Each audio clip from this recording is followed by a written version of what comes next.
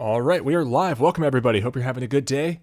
So, some very interesting news coming out as far as AI and machine learning, and it's only going to get crazier as the months and the years tick by here. So, it's kind of my stance here. My advice is to buckle up and get ready because a lot of crazy stuff's about to happen.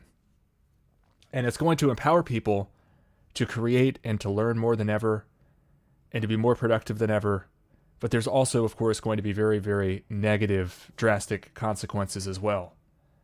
But after a lot of thought, and it's just kind of my nature, I think that for me at least, shunning the technology and avoiding the technology or hating on people who use the technology who are just trying to do good work and trying to do good research and learn and better themselves is not the way to go. Personally, I think that for myself, I want to find knowledge and information wherever I can. I want to find abilities to learn and to better myself wherever I can. And this is some of the craziest technology I've ever seen in that regard. So over the past few days, and actually longer, especially over the past few days though, I've been looking at neural networks and trying to come to terms with them and trying to understand how to apply them. And I find them to be very finicky, kind of hard to understand, not very intuitive.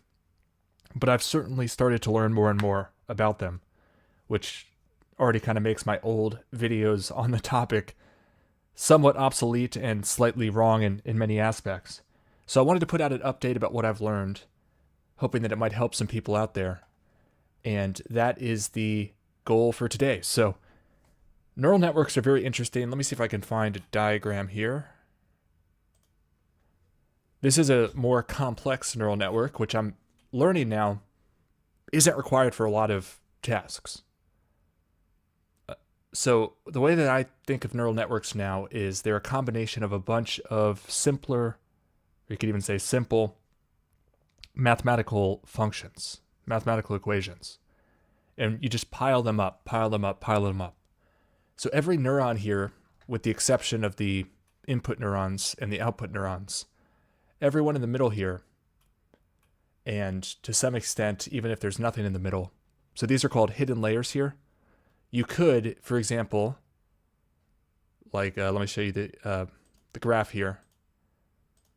All of these neural networks right here, which are really what I'm showing you is the output of the neural network in blue, and then what it's trying to form to, what it's trying to approximate in green, which is some sort of a cosine function. You can see how it's somewhat linear, but it curls off at the ends.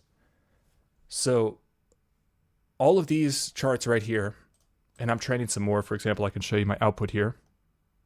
Make sure I'm showing my screen.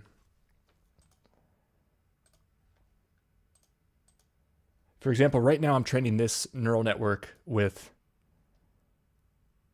what is this, 10 million epochs. And it's getting better and better, as I can see here from the loss. This is the lowest loss I've seen so far, but I have to wait for it to finish. So the loss is basically how much it screws up.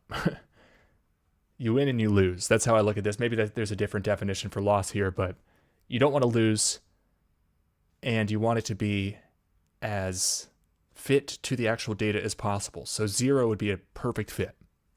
So we're getting pretty close here with 0.0002. So we'll have to wait for that to finish. It's got another 30% on it. Maybe it'll finish during this stream. But all of these networks that I'm training on these pictures here have 0 hidden layers. So I can show you the code here. Actually, some of them have a hidden layer. For example, this right here has one input node, one output node, and then there's a hidden layer here with 10 nodes.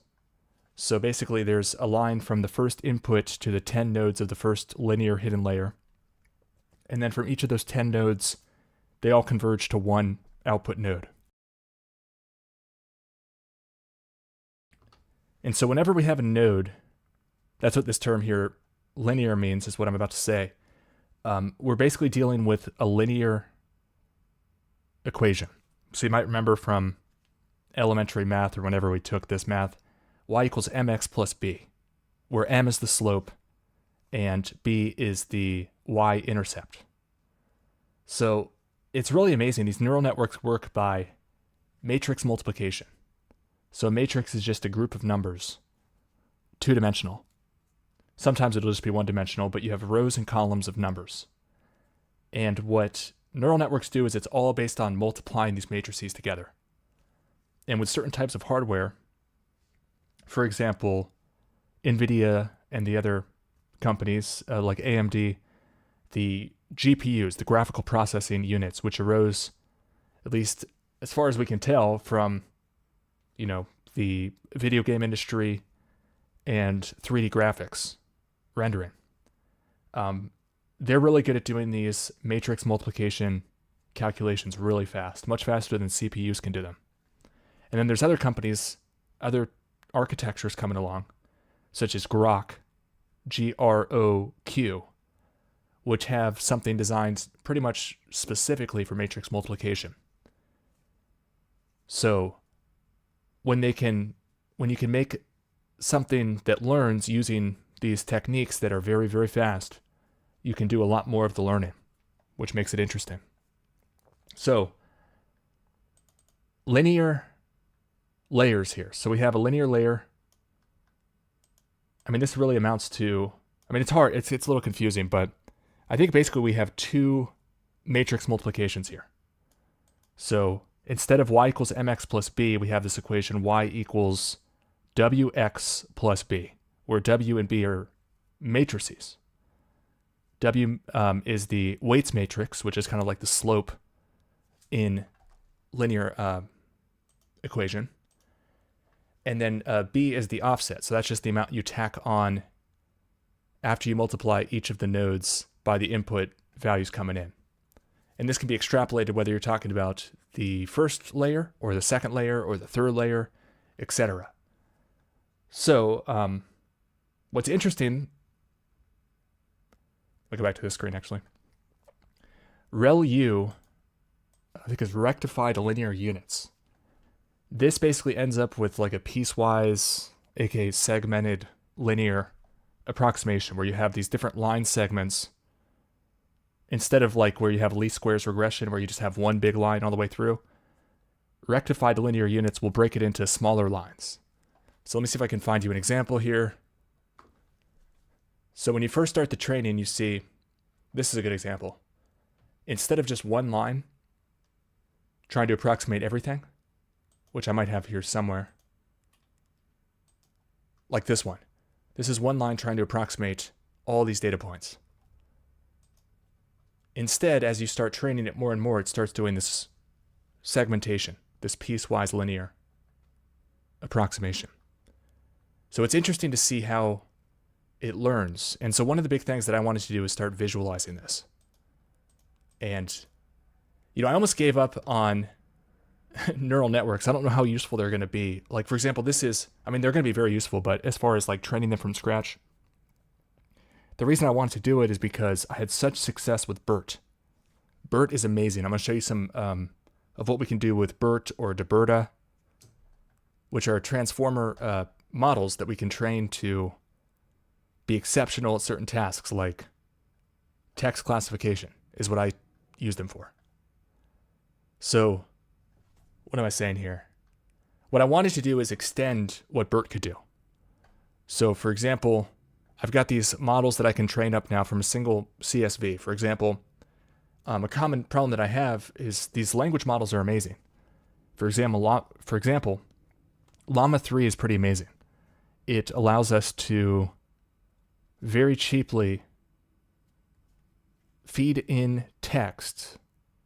It can be very simple text, like just requesting information, or it could be substantial text with a lot of information in it that we're asking it to aggregate, summarize, process to some extent.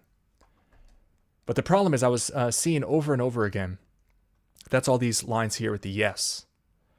It would put this like first line that was really annoying. I mean, it's somewhat helpful if you're in a chatbot scenario and you're chatting back and forth and it's like, that's an excellent question. Or, here's how you can achieve this. Let's break that down. I'd love to explain this, etc., etc. And so what I wanted to do is train a model so that I could decide whether to strip off the first line or not. And so I kind of kept an eye out and I kept a list going for all the times I saw a line that I wanted to strip out. And then I also wanted a line or a list of lines of like the first line in a response that I want to keep. And so what's interesting is I was trying to do a little example here and I wasn't even seeing a great, it wasn't really replicating what I was seeing the other day. Let's try it again here. What is the etymology of extinct? How does it differ? I know these are totally different words, but from the word extant. Extant means still in existence. So kind of the opposite of extinct. So if I go down here, you can see how many models I'm tracking. I added Grok yesterday, and I'm pretty impressed by Grok. First of all, it's free at this point, which is hard to beat that in terms of price. You can see down here what the price is going to be, which I think rivals the cheapest option on Open Router, which is another really cool site. It's not as fast as Grok. Like I mentioned earlier, Grok has these like super high performance chips for doing matrix multiplication. So let me try searching here for llama. We'll try, that's together. Let's try Open Router Llama 70B. But for example, this line right here is pretty useless if you ask me. The word neuron has a fascinating etymology. For example, if I'm doing data wrangling and I'm trying to bring in a bunch of data and I have this big grid, this might not even be the best example. I could open up here Greek. I think I have a list of Greek words or something, but this is a tool I'm making that basically allows me to manage huge lists, more like data sets. And then for each item in the data set, I can bring in more data with the help of these language models, which are getting better and better and better. For example, I've got Jesus quotes here.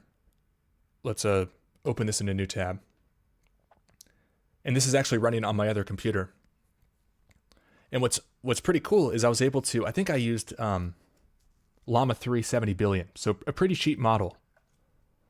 And I was able to, in addition to each of these Jesus quotes that I have from the New Testament, for example, the first quote, "Suffer it to be so now, for thus it becometh us to fulfill all righteousness." And so what I wanted to do is, because I'm not an expert in the Bible, although I want to be, and so I wanted the context for each of these quotes. I wanted this to be able to say, okay, what is he talking about? What's the situation for any given quote here? And then I can search through, like let's search for needle. "Verily I say unto you, that a rich man shall hardly enter into the kingdom of heaven." And so what's the quote context? Conversation with his disciples after he just told the rich young man to sell all his possessions and give the money to the poor. The rich young man had asked Jesus what he must do to have eternal life, and Jesus told him to follow the commandments and sell his possession. The young man went away sad because he was very wealthy. So I just like to be able to bring in more information. Now, the quality is a little bit probably subpar here in terms of giving us a context. We can't really trust Meta to train their model, Llama 3, in this context or in other contexts. But in some respects, these models really excel. So my point here is, it'd be a little bit annoying if for each of these, it said, "Oh, that's an excellent question."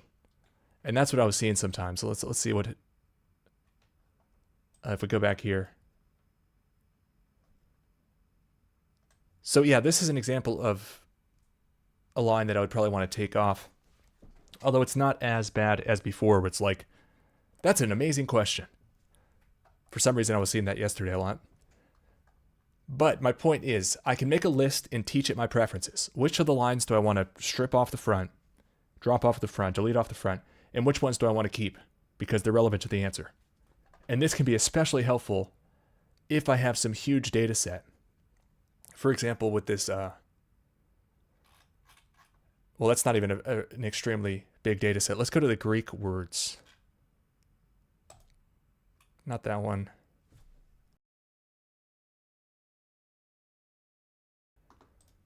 Okay, here's middle little, which is a Greek lexicon. There are 36,000 rows here. So if I did a bulk AI job and I said,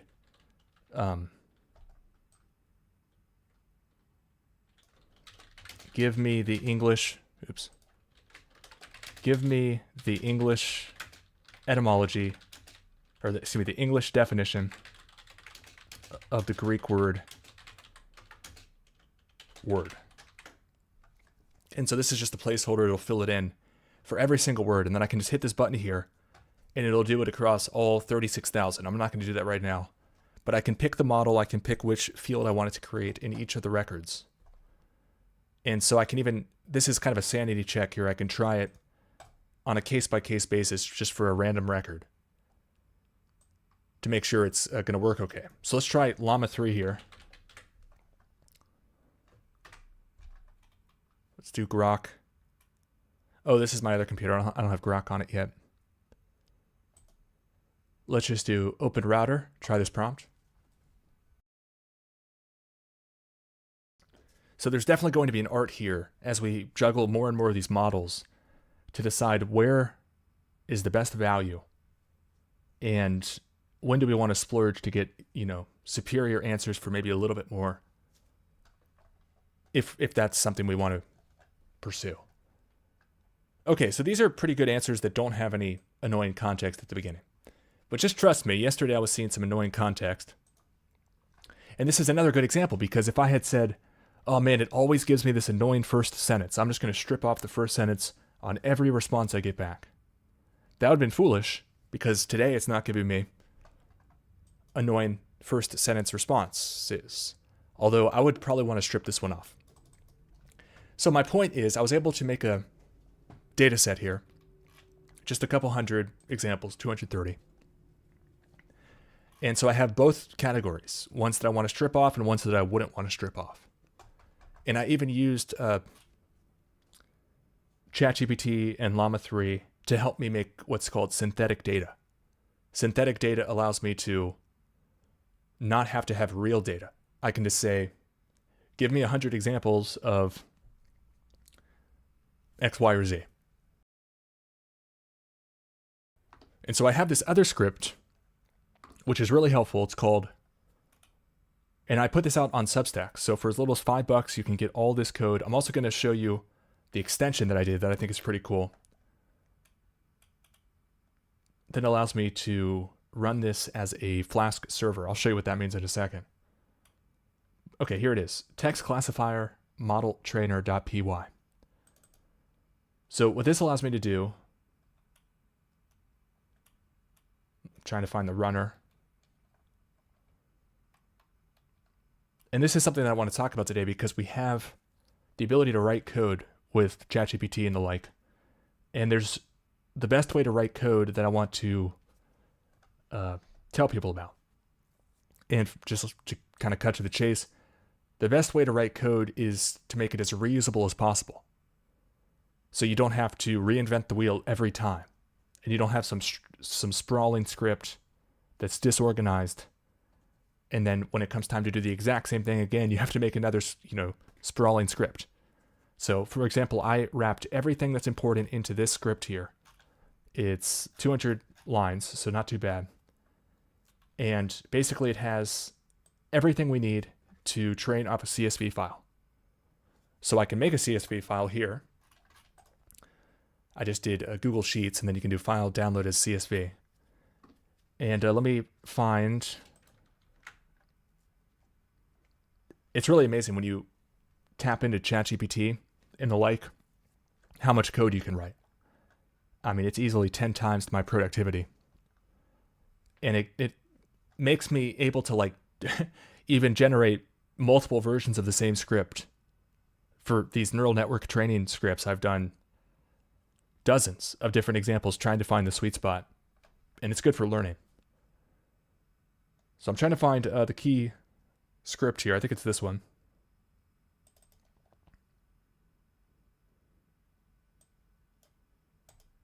No, it's not that one. Basically, though, all I did is I changed the CSV file. So once you have reusable code, the beautiful thing is you just change the things that need to be changed. So I could just change this to the location of my other CSV. I changed this to just be the name of the column. I think it's text instead of combining these two other columns. And so what this does here is it trains a BERT model and then saves it to a PTH file. So what this allows me to do is then load that model up later and make predictions. So for example, let me just go to that other.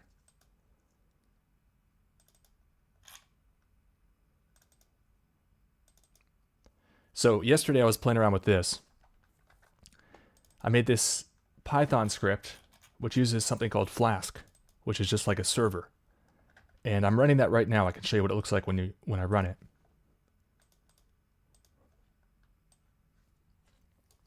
So right here, I just ran this BERT run server.py with Python. And you can see it says, okay, now we're running on, that's basically my local host, my computer, on port 5000. And the way this works is I can put all my trained BERT models, which might be dozens and dozens, and I can refer to them by name. And it will load it the first time it needs it, and it keeps it up for 30 minutes from the last time I request it. So just to showcase this, and I can access it in a whole bunch of different ways now. I can write PHP scripts that talk to that endpoint. I can write JavaScripts if I wanted to. I can access it from JavaScript in the browser. So let me find this. So this is one that I wrote the other day I trained the other day for helping me decide which books to read when I'm looking for a certain topic. So kind of the analog challenge to when you go into a library and you're walking down the shelves, trying to decide which books to check out and read next. And what if we could automate this? If we have a huge list of books, we take, a representative sample, and then we say yes or no for each of them. Or with it, the code on Substack also supports this. You can tell it your weighted preference. So we'll give that a 75% yes, or that's 100% yes.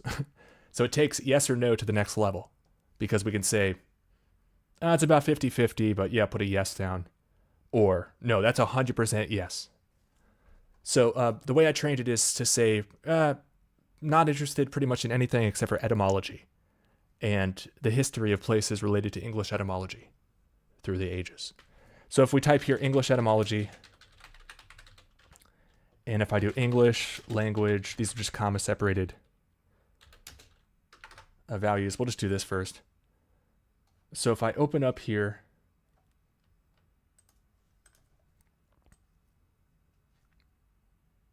how can we do this? Let's see. So if I click get prediction, watch over here.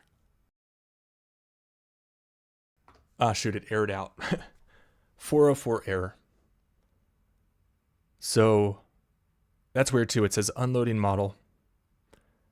Shit, this was working yesterday. I still have to refine it a bit before I launch it, before I release it. Let's see. Getting a CORS error maybe? Let's do a refresh here.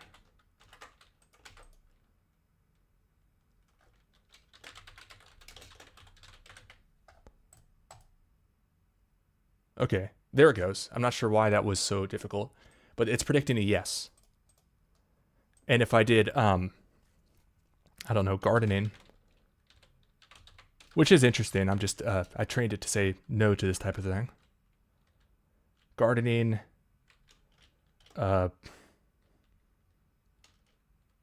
housekeeping, gardening, etc. Get prediction, no. So it's working now. I don't know why it did this though. It wasn't really what I wanted it to do. It says unloading model. Maybe that's where the error was. So I've got to improve the scripts here. But let's go to this other model here. So I have a different page here to utilize another model I trained. This is the one that tells me for any given first line that I get back, do I want to take it off, or is that part of the answer? So if I say, here's a helpful tip, get prediction. Yes. Okay, so it worked that time, even though I switched models. That's good.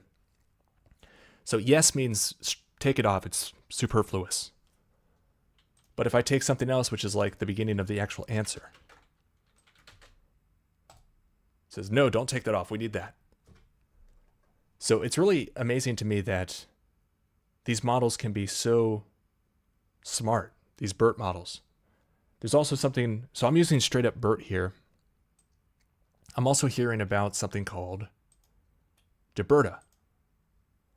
Alexander Doria is a smart guy on Twitter that I follow. He says, a reversed bitter lesson for text segmentation. I find that fine-tuned DiBerta is greater than, so basically that's what I'm doing here, fine-tuned BERT.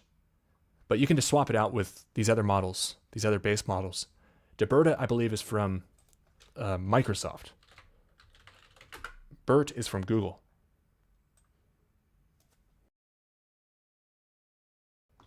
So here's the GitHub for DiBerta. Decoding enhanced BERT with disentangled attention. And they have like a whole litany of models. The one I'm eyeing here is DiBerta v3 base. But I've been so impressed by BERT, I haven't felt the need to find something even better. But that's probably not a good excuse to not experiment. So what does Alexander mean by text segmentation? He answers here. Identification of text parts from raw text, be it titles, paragraphs, tables, paratext, etc. And this is what I found as well. And so it's interesting that the people who are really excited about these language models are surprised and a little bit disappointed, but also there's a silver lining that we do have good tools. It's pretty amazing that these older technologies, I mean, it's been around since 2018, I believe, for BERT. I'm not sure when DiBerta came out. 4 years ago, some of this timestamps I'm seeing. But he's finding here that, and he calls it a bitter lesson, fine-tuned DiBerta is greater than fine-tuned Llama 8 billion, which is even better than GPT-4o with prompts.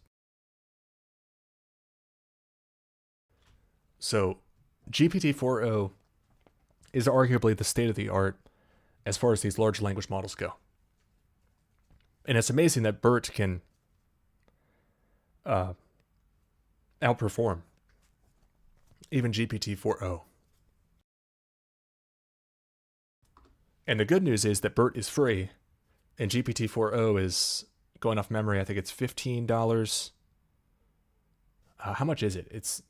You have to pay a couple, 10 or 20 bucks per million tokens. So it can add up. And so it's better to have something free that we run on our own computers that is better at many things. Now for generating code, it's really hard, if not impossible, to beat GPT-4o. So I found the same thing as Alexander here. It's also interesting that it's been years and years and years since GPT-4. And I see a lot of people ragging on GPT-4o, which came out a few months ago, or a few, weeks maybe. And I do think that GPT-4o is better than GPT-4. But it's also strange that they haven't released their next model, seeing that they've been sitting on 4 for years and years. But some people think it's going to come out this week. And we talked in the last stream about the possibility of it coming out on June the 6th, which would be very eerie and ominous, given that that's 6-6. Other people have now pointed out to me that would be 6-6/24. 2 + 4 is 6. So in a way, 6-6-6. So I would call that a very bad sign if that happened. So I'm not cheering for it, but I am watching it very closely. And we'll have to see what happens on that date. I wouldn't be surprised if something does happen on that date. So that's just the BERT side of things. I think BERT is really amazing. And that's one of the reasons why I've really tried to figure out the neural networks, because I wanted to take BERT to the next level. I guess DeBerta does that, so I'll have to plug into that. But even DeBerta, it takes in text, and it gives you basically a category. That's how I mainly use these. It categorizes text, which is hugely beneficial because you can categorize it into, is it of interest or not of interest? You could do what Alexander was doing. You could put it into, is this a title or is this a paragraph, et cetera, meaning that you can get much more insight from any given text. We can also use it, as we were using previously, to strip off useless sentences from the beginning of a LLM response when it's just superfluous introductory comments. So definitely don't sleep on BERT. It's one of the best things we have at this point. But the problem is with BERT and DeBerta, it really doesn't do well with numerical data. And numerical data is very interesting because in many cases, that's like some of the most important dimensions that we have. Some of the most important data we have is, like, for example, say you're trying to find a movie to watch. I hate movies. I don't recommend movies. Let's maybe say documentaries or informative videos from the internet. I hate Hollywood. I spent way too much of my youth watching stupid movies. Time I can't get back, so I just boycott all movies. But let's say you're into movies and you are trying to find a movie based off of the abstract, the genres, maybe the actor, I don't know, skip the actors, the title of the movie, etc. If you just put that all into one big text blob, right? You could train a model pretty easily for BERT or DeBerta to help you find the most interesting movies, and you can even sort them based off fine-tuning a model to your preferences. The problem is, what if you wanted to use like the average rating? That might be one of the most important factors in the entire data set that you have. For example, if you're looking at IMDb and you have this big list of movies, well, seeing what people rate the movie is sometimes like the best way to decide if it's a good movie or not. So what if we could extend DeBerta or BERT and use a neural network to basically you'd start by classifying classifying the movie, whether it's of interest to you based off the text, and then take that plus the rating that everybody gave it. And you can take other numerical values in there as well, but that's the main one I want to think about. You take the average rating that everybody gave it, and then put that into a neural network that you train as well. That should get a higher performance than just the text classification alone. So that's why I was so excited about trying to do regression tasks, which is where you try to guess a number, a target, using neural networks. But I've found them to be very finicky and kind of hard to wrap our arms around. So I've been kind of doing deep dives the last couple of days, really trying to figure it out.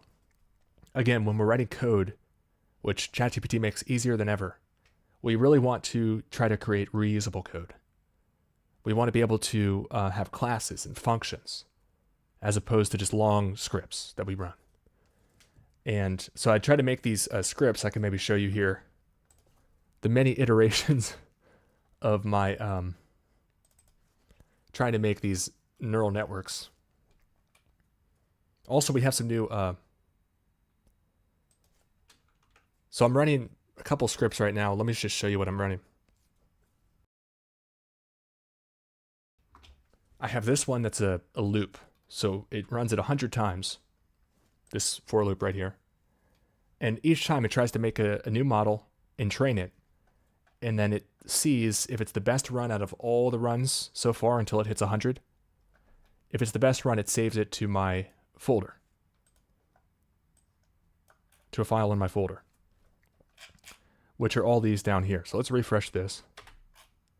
So this is the best scoring one from my loops so far. Not what I meant to do.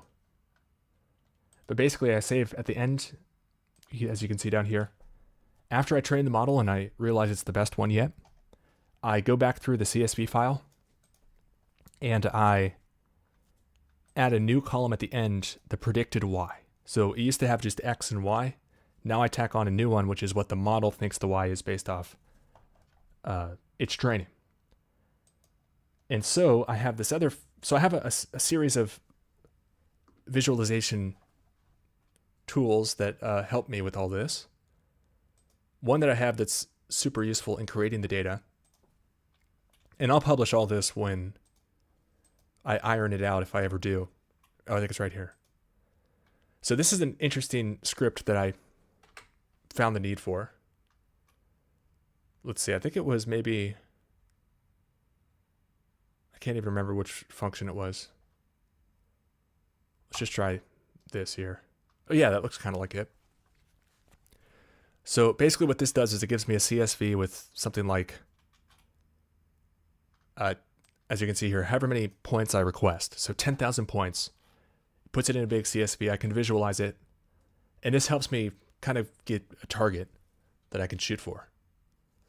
And so what I'm trying to understand is, okay, how many nodes does it take? How many epochs does it take? All these different tunable, they call them hyperparameters. How many, or which optimizer to use? That's an interesting thing. That decides how do we train the model?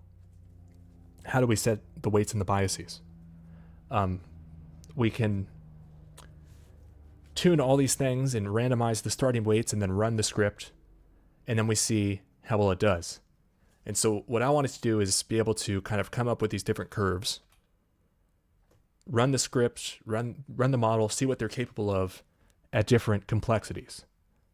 And one big breakthrough I had this morning was I realized, and the way I found it out is I just asked ChatGPT, because I'd done all this work trying to make reusable code. And then I said, okay, ChatGPT, I'm having trouble training this model. I just want a single input, a single output, and I want basically just one linear layer. So basically, that amounts to a single linear equation. So the curve of the prediction line should just be a line. And I was like, I just have a linear data set. You should be able to get a perfect match here, but it's not working. So it gave me this script. I can probably just show you the script and run it again.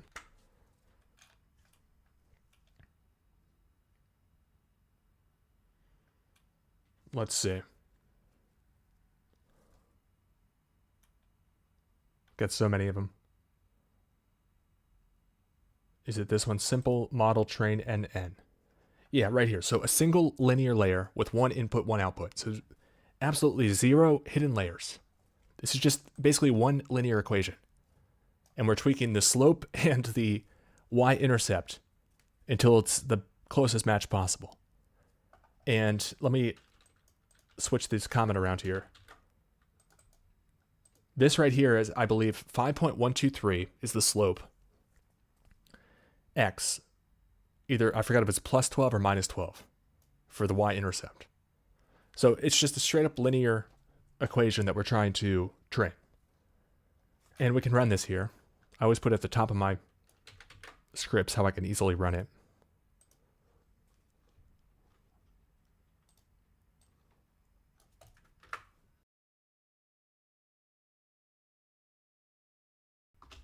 So what I was amazed by is like, oh wow, it worked. And you can see the loss here. So it starts at 89, 59, 39, it drops fast. And then we're pretty much near zero, so that's a win. And then it hits zero at around epoch 3700. And then it stays at zero because it found the slope and the y-intercept. And so if we open up here, it should save off the model structure JSON. So look here, these numbers should jump out at us. So a lot of times when you look at the structure of a neural network, it's much more complicated than this. This just has a single weight and a single bias, 0 hidden layers. And so we can see the weight corresponds with the slope and the bias with the y-intercept. So that was really reassuring. I almost had given up on the entire data structure for now of the neural network. But so one thing I think I was doing wrong amongst many is I wasn't running it for enough epochs, which is weird. I from what I've read, I shouldn't need to run it this many epochs, but it clearly helped. It just kept dropping and dropping and dropping. So also the other thing is, whatever you pick as the learning rate is going to really dictate how many epochs you have to run. So I found this to be reassuring. It kind of makes me want to stick to it a little bit longer. But I realized I have to run it for more epochs maybe, especially for these neural network models. So we can turn back here. Let's go to this folder again. I wanted to take this CSV, which it generates after it finds a new best model. And let's bring this into this folder here, alongside my other visualizing HTML file. And I'll just swap this name out. And we'll see how the training's going.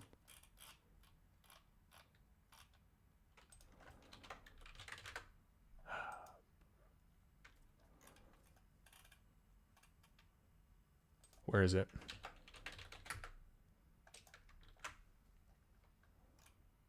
Oh, it's this one.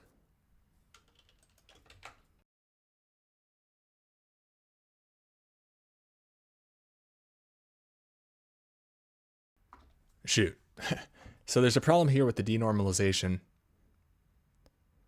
So this isn't working very well. So still working out the kinks here. I can just kill this off because it's not gonna be too helpful. Not that one. This one. So one thing that really helps is to normalize the data before you do too much training or calculations. But then on the other side, you have to denormalize it in the same fashion in the opposite direction. So let me just note here what jumps out to me about this simple script.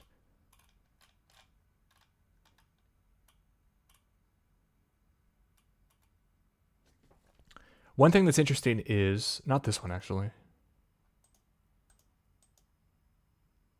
Where'd it go?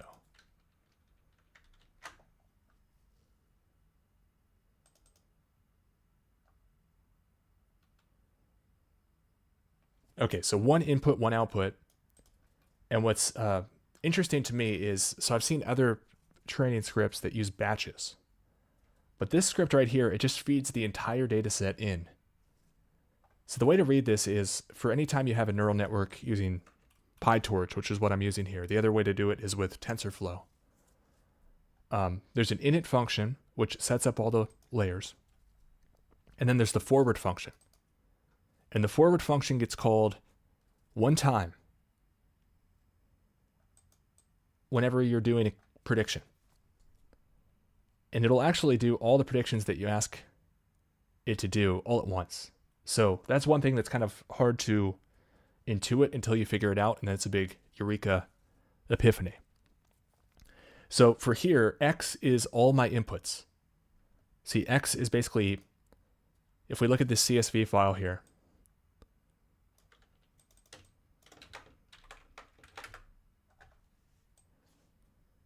so this is the CSV. You can see I have 10,000 lines, 10,000 samples, and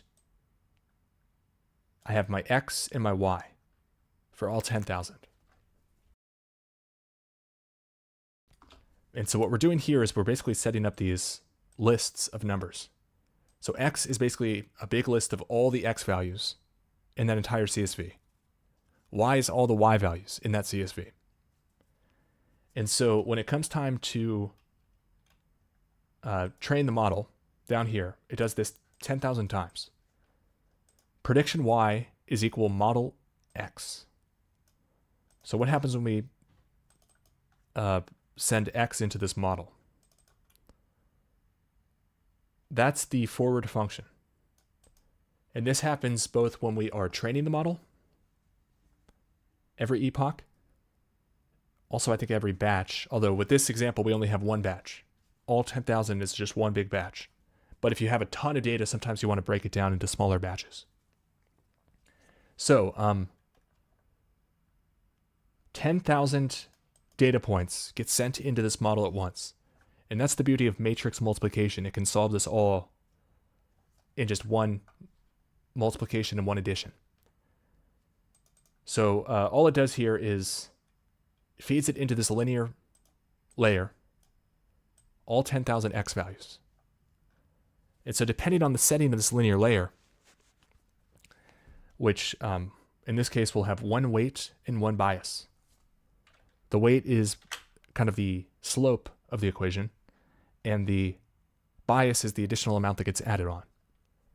So if we go back to this model structure, JSON, remember these numbers get tuned over time. So whatever their current value is how it gets evaluated. So it starts by taking all these x values, and for each of the x values, it multiplies each of them by 5.122, or 5.123, I should say. And then afterwards, it adds 12 to each of the values. And then it sums them all up. And that's how this works. Actually, it doesn't sum them all up, sorry. At the end, we have a big list of numbers that corresponds to all the y's that we're trying to guess. And the only difference is between training and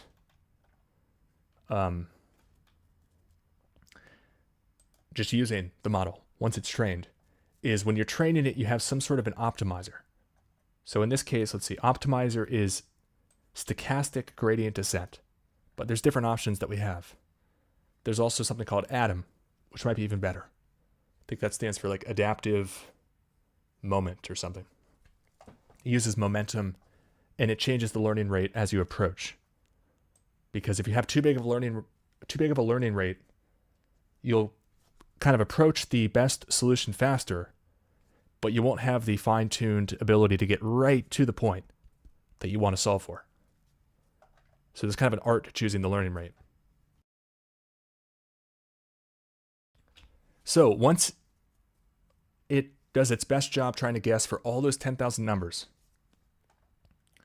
see, we have a model here.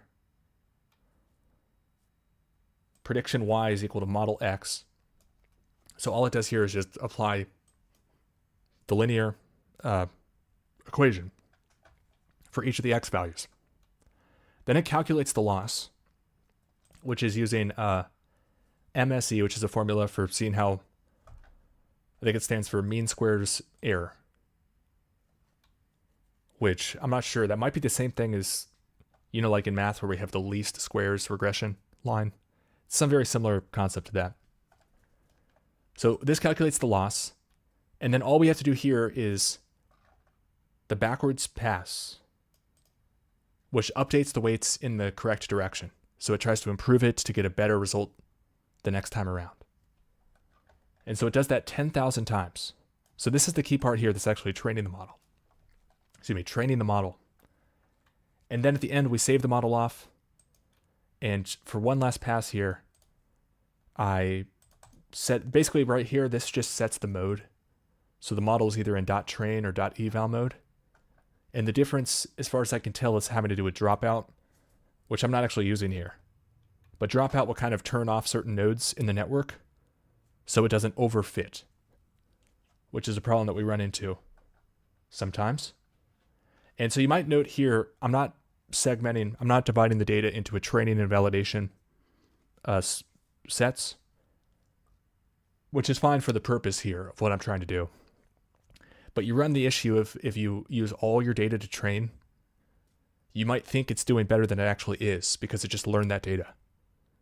And in reality, you want it to be good at whatever you throw at it. So it's good to save a little bit of what you know that you haven't told it to see, okay, how well does this do in the wild? How well is this going to do when it reaches data, when it encounters data it hasn't seen before? So it's pretty simple to train these neural networks. The tricky thing is when let me see, if I do something more complex. So when I try to start normalizing the data, which means simplistically, it's more complicated than this, but just trying to fit everything between -1 and 1 for each of the different dimensions versus, whatever the min and the max is, that can help it train faster. So here's just a slightly more complicated version that has a normalization and that has a hidden layer. So this time around we have 2 linear layers, and I'm still a little confused myself as to what I guess this is just setting up the different variables that are going to be used. And then the forward function really defines how they flow, how the information in the data flows through the system. So we have 2 linear layers this time. So the first one has 10 connections. The one input coming in, then we have 10 nodes in our hidden layer. And the quote-unquote hidden layer is kind of just an abstraction that doesn't actually really exist. What really does exist are these 2 linear transformations. And these correspond with the matrix multiplication step in the forward function. We named the first one hidden and the second one output, but we could call those whatever. And then I'm not exactly sure what the ReLU function is doing here. It is important though. So I'm still trying to figure out the nuts and the bolts of it. But let's see. Where's the normalization? So you can see here, it's calculating the mean and the standard deviation, and then it's using that to transform the x and the y. Remember, these are just lists of numbers. The problem is on some of these, like look over here, you can see this big error where you can see the shape is about right. These are the predictions down here, but you can see it's just offset a huge amount from where it should be up here where the actual data lies. And I'm almost positive the issue here is that it normalized the data, trained on that normalized data, and then it made predictions, but it needs to put that back into the same space, the same dimensionality, or whatever we want to call it. It needs to denormalize the data, which it's clearly not doing right here. Even though it seems to try to do it here. Denormalize, so times the standard deviation plus the mean, instead of minus the mean divided by the standard deviation. I'm not sure. This is something that ChatGPT gave to me. So obviously there's a bug. All right, so I don't want to get too much in the nitty-gritty here, but I just wanted to talk about some things that I've learned, some frustrations that I've experienced, maybe save you some time down the line. Let me shout out some people in the chat, then I want to show you some cool new visual stuff that's coming out with AI. That's going to totally change how animations are made, is my guess. So Daniel, shout out to Daniel, Kimmy, Life Goes On. Life Goes On asks, our translations are misinterpreted. Can this give us different interpretations we can look at? Not sure what you mean there, but one thing that I found that's interesting is they have these models that can do like computer vision. And they found that they can create like twice as much data, for example, by flipping the images horizontally. Like if you're trying to detect cats or dogs, you might have a bunch of pictures of cats and dogs and other things. But if you flip the images horizontally, that gives you twice as many data points that you can train on. Also with text data, we can, like I did earlier here, we can create what's called synthetic data, which allows us to really flesh out our data set. And data is really key. There's something called the curse of dimensionality, which is really interesting. I had a power outage. I live in Houston. You might have heard about our bad luck recently. But I was without power for a couple days. And before I went without power, I had done a stream about neural networks, and it was on my mind. And I wasn't able to run any scripts, so I was just thinking about the curse of dimensionality. And it's a very interesting problem. So imagine that you have 2 dimensions. So you have an X and a Y axis. How many data points would you need in order to draw a line and say, okay, this is the pattern that we're seeing? Say there's a linear relationship between X and Y. How many data points would you need to be able to draw a line?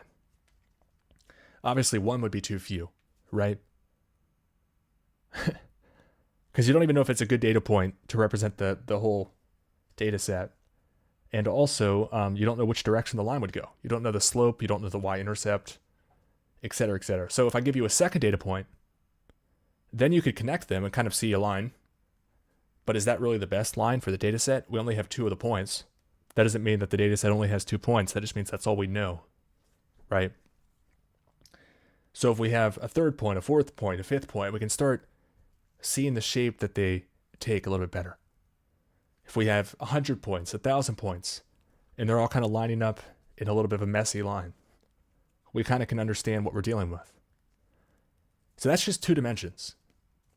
Oftentimes, we're going to have much more than 2 dimensions. So for example, text embeddings. I was doing some work here on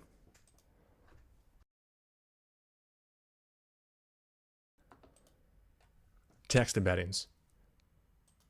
So right here, there's 2 different flavors of the OpenAI text embedding algorithms. One is called small. That's what I was playing around with here. 1,534 features. And then there's large, which is 3,000 features.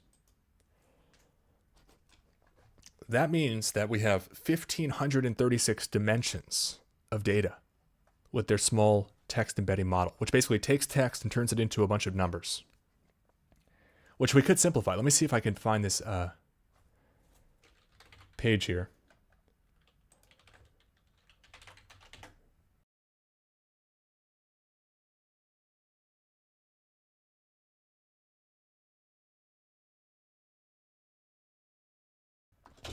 So I've shown this before. This is something I've been playing around with, something that I want to incorporate into this suite I'm making. It's coming along nicely. But this is the rig Veda, visualized in 2 and 3 dimensions. So what I did is I ran it through OpenAI's text embedding, what's it called? Let's call it algorithm. And so this is actually the large embeddings. And then I actually think I took off a number of the dimensions. I can't remember how many. And then I reduced it from however many I took it down to. I reduced the dimensionality further down to 2 dimensions using something called T-SNE.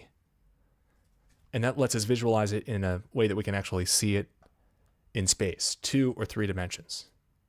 Obviously, the 3-dimensionality takes 3 dimensions. But it's a lot fewer dimensions than 3,000 or 1,500. So the curse of dimensionality says that we can't really detect patterns if there's a bunch of dimensions, unless we have just a huge amount of data. Think about the example I was giving earlier. If you had the XY plot, 1 data point's not going to be enough to draw a line, to do a regression. 10 probably isn't enough. 100, maybe you have enough, right? What about for 3 dimensions? It's going to take even more. 4 dimensions, even more. It's hard to visualize at this point. 5 dimensions, even more. More and more and more and more. If we have some huge amount of dimensions, be they numerical, categorical, and with categories, it oftentimes takes many more dimensions to represent those categories than just the number of categories. Or actually, no, separate. Let me say that differently, because that's not right. With categories, it's not just a single input. It's not just a single. It's not just a single additional dimension to represent a category. It could be 4 more inputs. It could be as many more inputs as there are classes to classify. So we oftentimes just get a absurd number of dimensions. So keep that in mind as we turn to the definition of cursive dimensionality. This is a problem that arises when analyzing and organizing data in high dimensional spaces.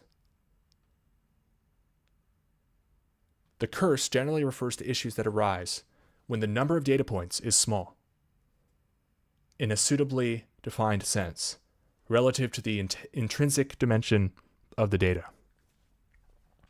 The common theme of these problems is that when the dimensionality increases, the volume of the space increases so fast that the available data becomes sparse. In order to obtain a reliable result, the amount of data needed often grows exponentially with the dimensionality. So you have this issue with the amount of data you need to detect patterns growing exponentially. So there are some really interesting ways to reduce the dimensionality of our inputs. For example, principal component analysis. It's a linear dimensionality reduction technique. So basically what this does is it finds, okay, we have 1,000 dimensions, but what are our principal components? What are our principal dimensions?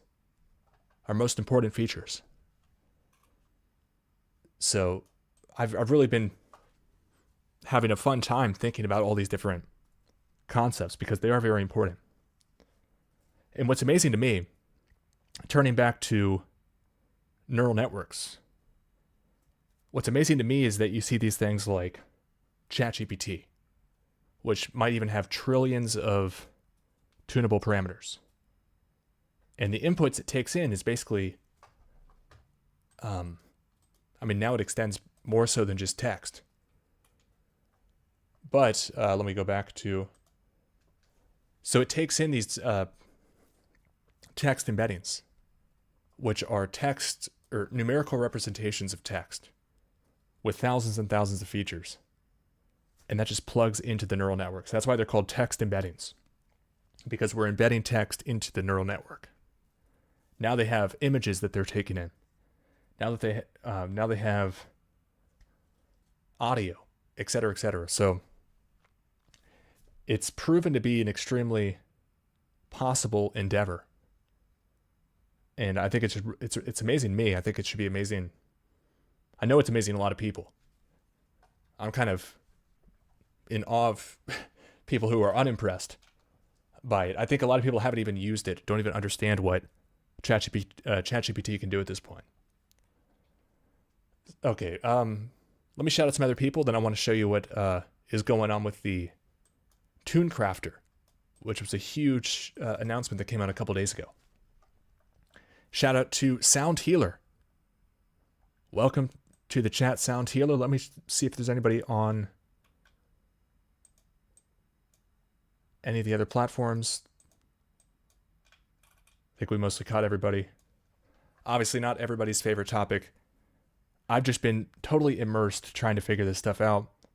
And part of my process is to do live streams and strike while the iron's hot while I remember these things, to document it. And I understand it's not everybody's favorite topic, to say the least. But as you may have noticed, that doesn't really dictate what I cover on my channel. All right, so let me show you what's going on with Tune Crafter. Let's just watch this video here. This is a new neural network that generates cartoons, and they put it out for free. There's so much crazy stuff that's about to get released for free. This is just one example. And I think it's good to stay on top of what's out there. So let me just play this clip here.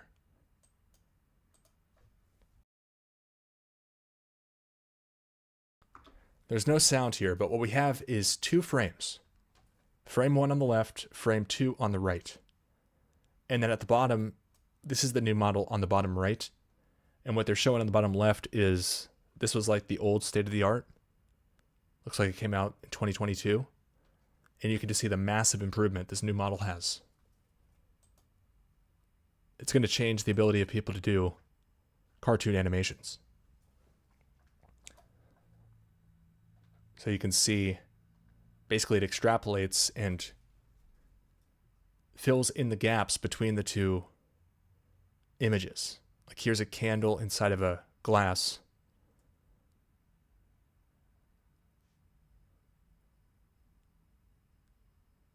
And these are the same technologies that we were looking at. These are neural networks with many, many more neurons than we were looking at.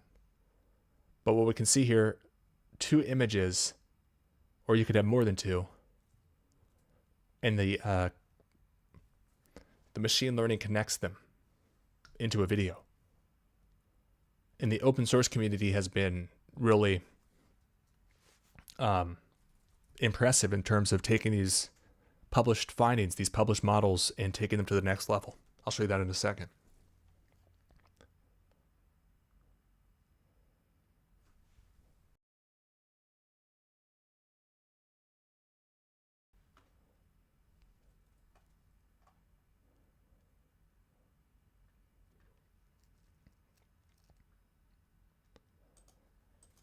So very impressive stuff. Not really my cup of tea per se, although I can imagine a ton of interesting use cases for this. I mean, as far as I can tell, the entire workflow of generating an animated film just changed drastically. Now it's more of a question of coming up with these frame, what are they called? Basically these frames every couple of seconds, and then having it fill the gaps in between.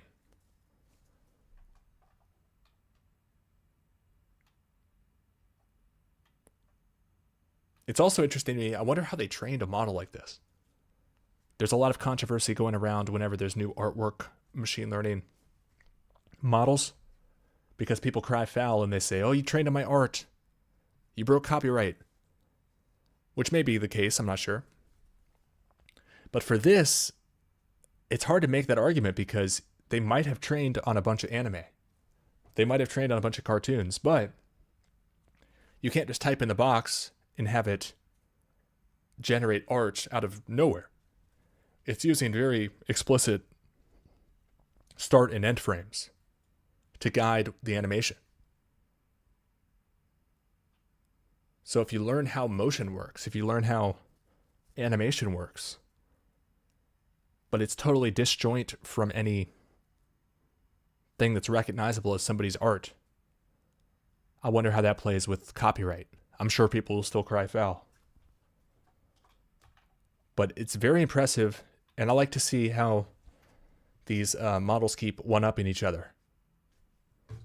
You can see these, I guess, 4 different predecessors from different researchers. And you can see the new version here. These might be cherry-picked. Obviously, this is their model's homepage, so they're probably going to show stuff that makes it look good. But I just find this very, very crazy, the world that we're finding ourselves in with the power of these computers to achieve more and more and more. And what's also cool is how these models are deployed. So, and distributed. So it might take a ton of compute to arrive at the weights and the biases to do this type of magic, to do this type of movie magic, I should say. But you don't need that much to run it. So once somebody figures out the weights and the biases, then they publish it. And everybody else can just download it and do what's called inference. That's a game changer. And that's why we're seeing these crazy articles coming out like Time Magazine. Let me see if I can find this. AI extinction open models, or open weights.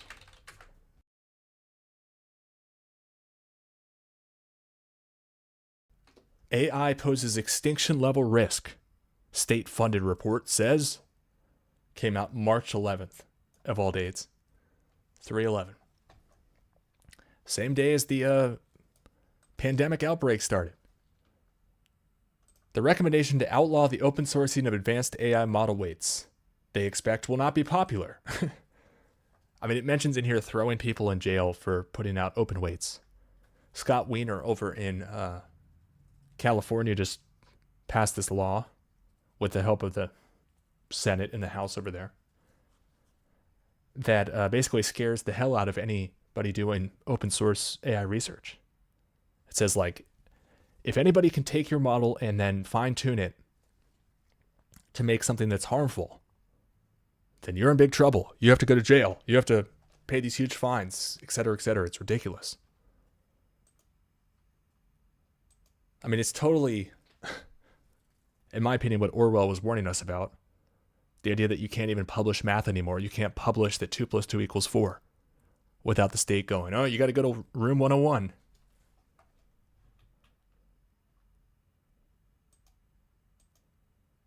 So it's very interesting. Here's another example of this from Justine Moore on Twitter. So what she did is she found a website that does character consistency models, FOFRAI. And so she got 2 images. One you can see here at the beginning, looking to the left, the other one looking straight ahead.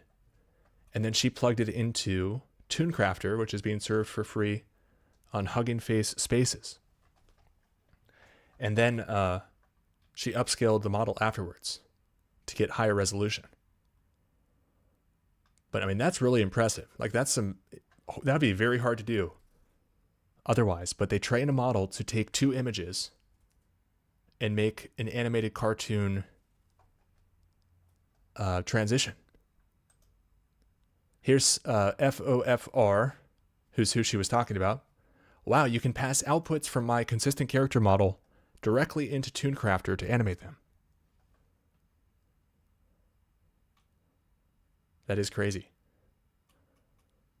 And what's interesting is this just came out May 31st.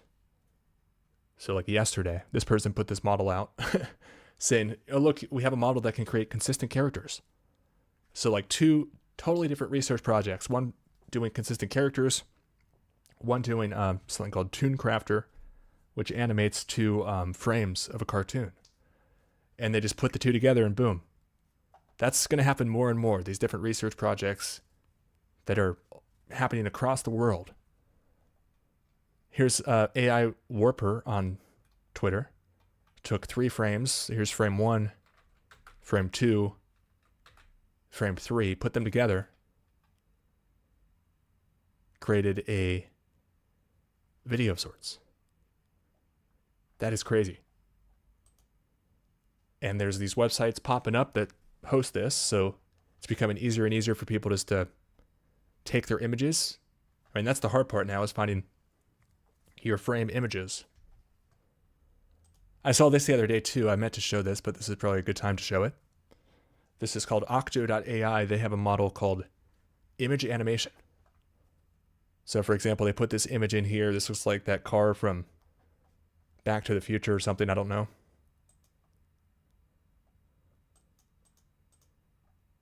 But it automatically creates this animation from a single image. That's crazy. And I really like this website called Ideogram. So let's maybe come up with a cool idea here. Let's do like a beautiful ocean with a big tidal wave. So I just want to try with my own image here and animate it. While we wait for that, here's another quick test from Nathan Shipley on Twitter. So just took basically a pen and paper and a ball bouncing, ran it through TuneCrafter. That's really amazing. That's crazy. All right, let's take this one here. Let me see. How do we save this?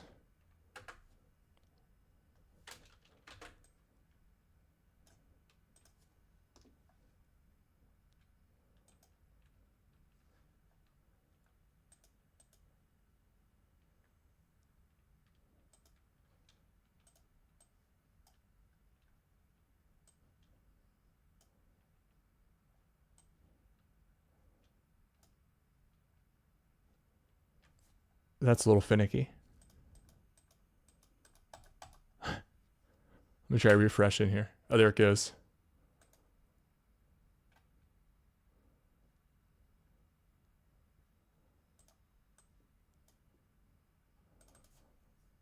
All right, so let's try the wave. You can pick the different settings. Motion scale, etc.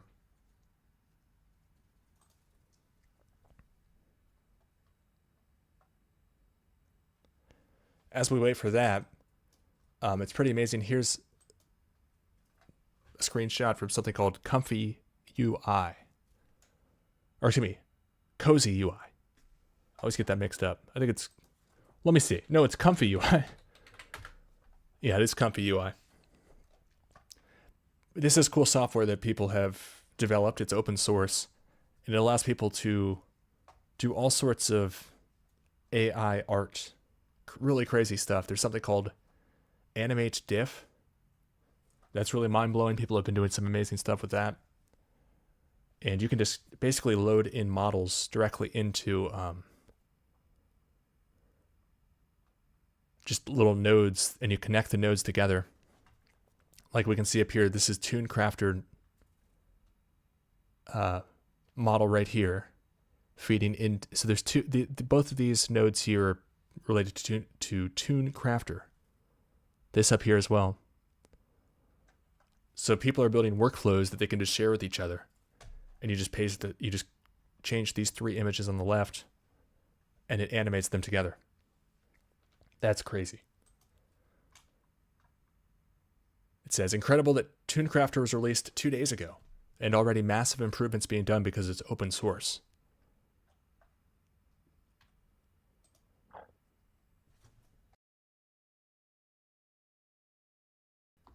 Here's another one just from a few frames.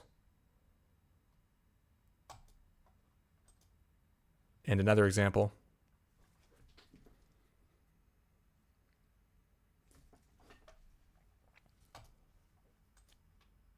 And one more. This was obviously from a different cartoon. They just took a couple frames and tried it out. All right, so I just wanted to show that. Let's go back to, let's see what Octo AI did. Okay, so not the best example here. I've done some where it does much better with the ocean waves. Maybe this is too big of a wave for it.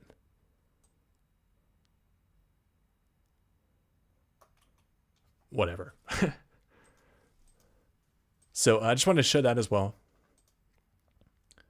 But what I think is really probably the most impressive is BERT. Out of everything I've seen for what I want to do, which is research, BERT is amazing. And again, if you want to check out the code that I published, sign up on Substack and download that.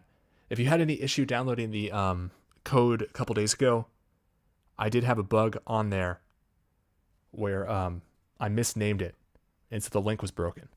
So go try again if you had that issue. I'm also going to post some additional code, such as this one here. Let's see if I can find it again. That serves it up.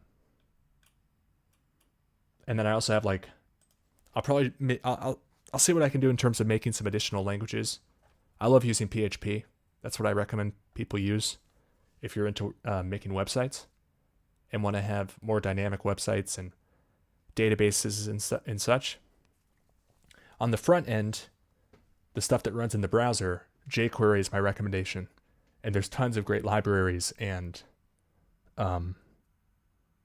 plugins to use.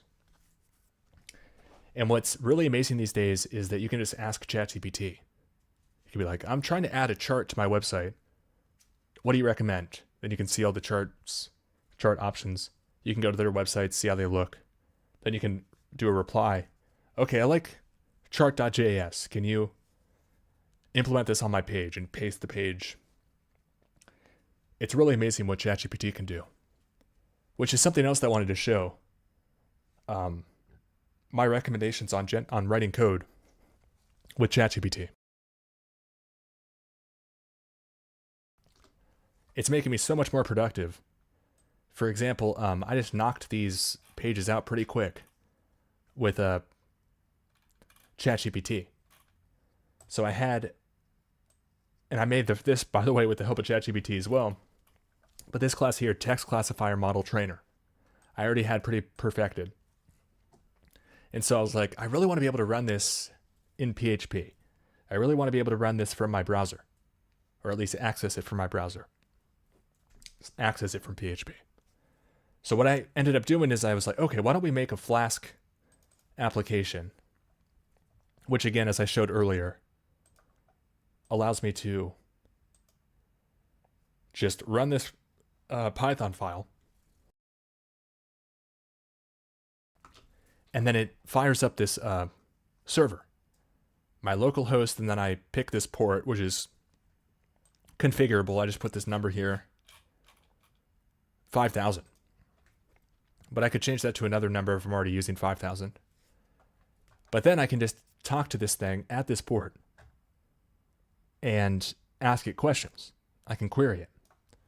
And so basically what I asked is I said, I have this code in a number of trained models. I want a Flask script that will allow me to use HTTP to get more predictions using these loaded models. I also think I specified that I want it to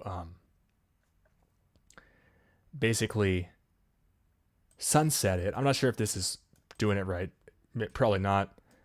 But I was thinking like, okay, if this is a long running script and I don't access it for weeks and weeks, I don't really want to take a 0.5 GB model and keep it in memory. So what I wanted to do is kind of phase it out after it's been a while since I haven't used it. But that's kind of just an extra feature I thought of. But for each of these different options that I have in my model trainer class for making predictions, like I have 4 of them essentially. I have predict label, which will just tell me yes or no. And it takes an input directory, or excuse me, an input dictionary, which is helpful because, let me show you.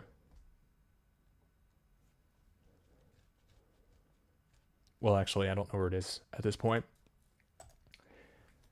But a lot of times I train it with multiple columns for my CSV. And I have this little placeholder template format that uses curly braces. So it'll look something like, just to add some random lines here, it'll look something like title space subjects. So this just combines 2 fields and says just put a space in between them. And this defines the format that I want the data. And so obviously if I train it with that format, I want to feed the data in for predictions using that same format. Oh, that's cool. I didn't know Flask did that. I just did a save and I saw that it detected a change and then restarted it. That's cool. Okay, but there's predict label, which just tells me yes or no. Then there's predict label from just text. So instead of sending in a dictionary, which in the case of before would have title and subjects, in this case I just pass the text already formatted and it tells me yes or no. Or I could have like 10 different categories, 10 different labels, and it would tell me any of those 10 labels. This is a cool feature that I added. This also tells you the confidences of each. So in other words, like the strength, how sure it is. So if you train it based off your preferences and it tells you, this is a yes 67% probability. You're like, okay, that's pretty strong. And then it tells you this is a yes 100%. Okay, I'm probably going to be more interested in that second one. Also, that allows me to sort, which is really cool. So instead of just taking this big bucket full and not knowing what's the most interesting in this bucket, now I do know what's the most interesting according to the model. So that's what the confidences is. And then the same thing with text as the input instead of the dictionary. By dictionary, it just means key value pairs. So it'd be like the title is English etymology. The subjects is English, language, etymology. And it would automatically combine the two. Down here, I just pass it together. But I was able to generate this BERT server by just handing it that Python script and saying, make me a Flask server that uses this to serve up predictions for models that are requested.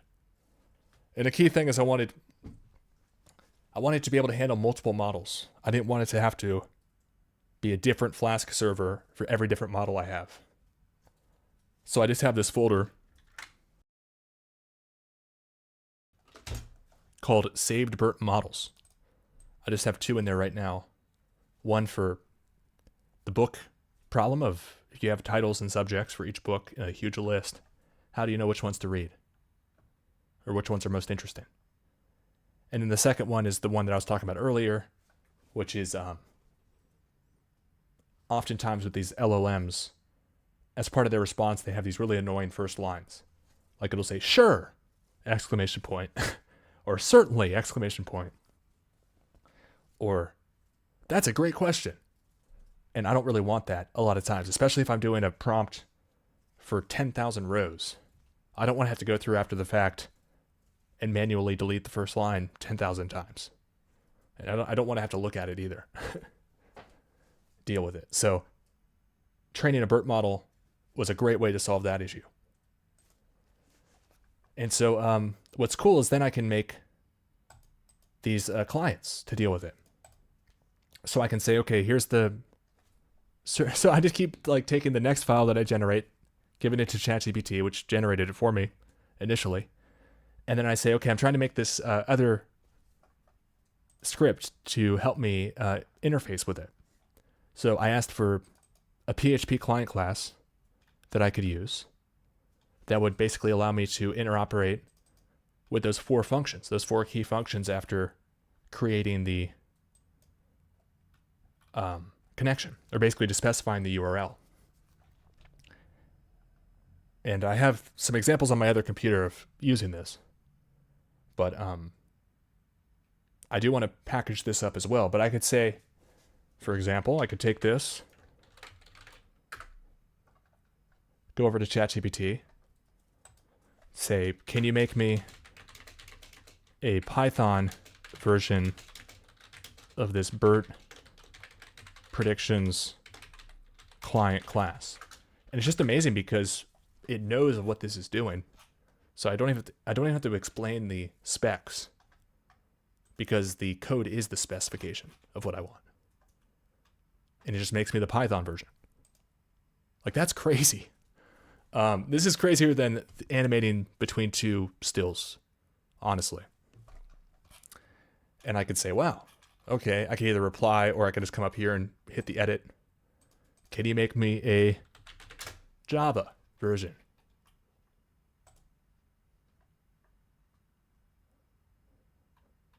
So I've seen a lot of people knock ChatGPT 4.0, and I think it might be good to some extent because it's good not just to like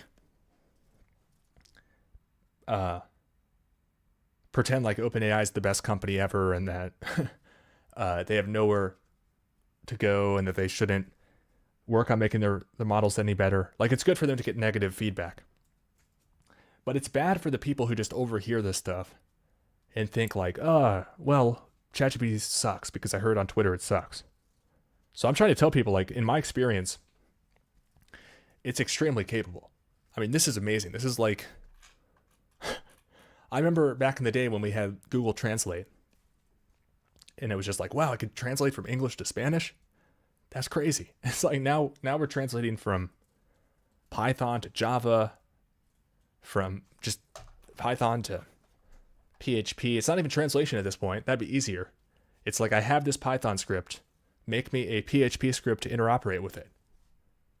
Or write me an HTML page that uses this. It's just so much easier. So, just to show you here, it made me the Java. That's crazy. Now, it uses some additional packages that I'd probably have to install, like Google JSON, JSON, which is fine. That's going to find some JSON library to use. And if you have any issue installing any of this, you could always ask it a follow-up question like, oh, I'm getting this error that it couldn't find google.json. What else do I want to say? So I don't want to ramble too long here, but some more advice. It's always best to wrap code into functions and classes when you can. And the beauty of functions and classes is that they're reusable. Funny story from my childhood is I'll never forget when I was like, Dad, can you help me with this program I'm writing? Because my dad was a programmer. And we always had computers in the house growing up, and I was lucky enough to get into programming at an early age. And so, I was a pretty good programmer. I won like the high school senior computer science award, for example. So like the best programmer in the school. But it was never enough for my father. It was funny. I was asking him to help me with the script, and I'll never forget. He was just so disappointed. He was like, Tim, don't put all your code in the main function. And he's right. Like that's a bad way to organize your code because it's so unreusable. You want to put things into functions. So once you have a function, for example, like let me just do an example here. So write a function in JavaScript to check if a string starts with a substring.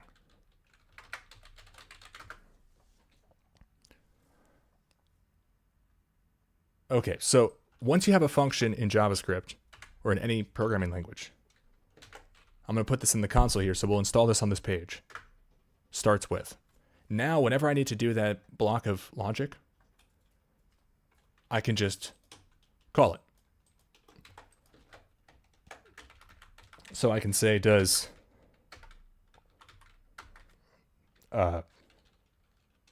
house start with an H? True. So it returns true. And so then I can just do like an if. I can put it inside of an if, because all if does is it runs the code that's in the curly braces. Let me zoom in for you here. If this evaluates to true. So we can say console.log house starts with H. So there we have house starts with H. So what about if we change this to T? House starts with T. Well, now it's going to not print it out because house doesn't start with a T. So the benefit here is that, I mean, we could just put this code up here where it's checking the index of, which is a function that allows us to see the position of a substring in another string. Does it equal 0? Does house, I know this is getting a little confusing, but you could just put this every time instead of making a function. But then you're just going to be like, I mean, I can, if you know the language, you can read it. But having functions, it's like making your own programming language. That's what programming languages are if you look at them behind the scenes. Is they're just helping you with nomenclature, easy ways to call more complex logic, or developing these data structures that you can use. Like a string is a data structure. An array is a data structure, which is like a list. And so you can make your own data structures. That's where classes come in. So for example, this is like my own cool data structure called BERT Predictions Client. So we give it a name that helps us recognize what we're dealing with in the future. And then we have all these functionalities. So the constructor is this special function that runs when you make a new version, a new instance of the class. So I make a new predictions client, pass it a URL. When I set it up, it's going to save that internally, and that's who it's going to talk to. And then once I have the class made, the instance will have its own name, and internally, all the things related to that instance are stored and encapsulated. And then I have all these functions that let me say, okay, for that instance, predict the label. Here's some text. So I highly recommend trying to wrap things into functions in classes when you can.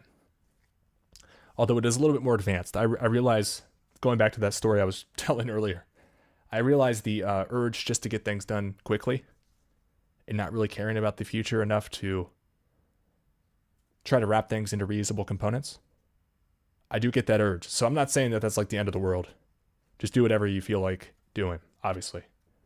But for example, I've been spending a lot of time trying to get the neural network training logic encapsulated into a great class with helper functions. So I don't have to think about all the nuances into the future. So it takes a little bit more work. But once you get something like, once you get something like this class here, which is on my Substack, if you want to support the show, more to come on Substack. Now I can just spin up a new version of this, train a new model, a new BERT model, whenever I have a new CSV of training data. So I made it a CSV the other day. It just took me 5 minutes. I was like about to go to bed and I'm like, I'm just going to push a little bit harder here. Okay, I've got a CSV. Oh, okay, I've got this other class. I can train it. Let me just run it. Oh, that's awesome. Glad I made this reusable. And that's a feeling you'll get a lot. Wow, I'm glad I made this reusable. So I can't recommend it enough. Shout out to DPFX in the chat. Thank you to everybody who stopped by and said hello. So I'm just plugging away trying to do the research arm of the truth-seeking community as far as the comp sci goes. I don't really see much R&D happening in this community, which is, I guess it is what it is, but it's very interesting to me. I know it's not interesting to everybody, but I think people always appreciate the fruits of the labor at the very end when it's like time for us to scour the VARS database or something. And I'm going to have all these tools the next time around. People are going to be like, wow, how's he doing all this? It's like, well, that's what I'm trying to show you right now. Because this is a game changer. Like, I love computer science. I love computers. I love technology. And that's just me. but this type of stream really is a huge help for me to try to express these things. And then I go back to the drawing board and try to cook up some better and better stuff. And then when something strikes, it's like, oh shit, the New World Order's falling from the sky, crashing on our heads. Then it's good to have all these tools at our disposal, right? So check out the code that I posted on Substack if you're at all interested, and more to come if you are a supporter on Substack. I want to publish this code that I was just showing you that lets us serve up these BERT models once we train them using Python. I've got to iron out some bugs. I've also got a number of other systems that I'm trying to finish up. Get those out there for all you good folks. And I expect crazy, crazy stuff coming in the world of language models. So I'm just kind of like positioning the craft for the big flood, kind of building an ark or something. I don't know. That's not a great analogy, but I see like this crazy taking off of these language models, and I don't want to be caught off guard. So we'll leave it there. Thank you everybody so much. I hope you all have a great rest of your day.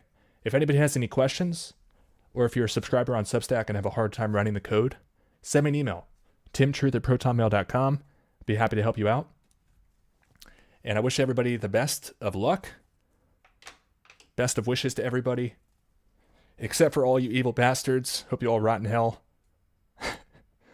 You know who you are. And I hope everybody has a great rest of your day. Take care.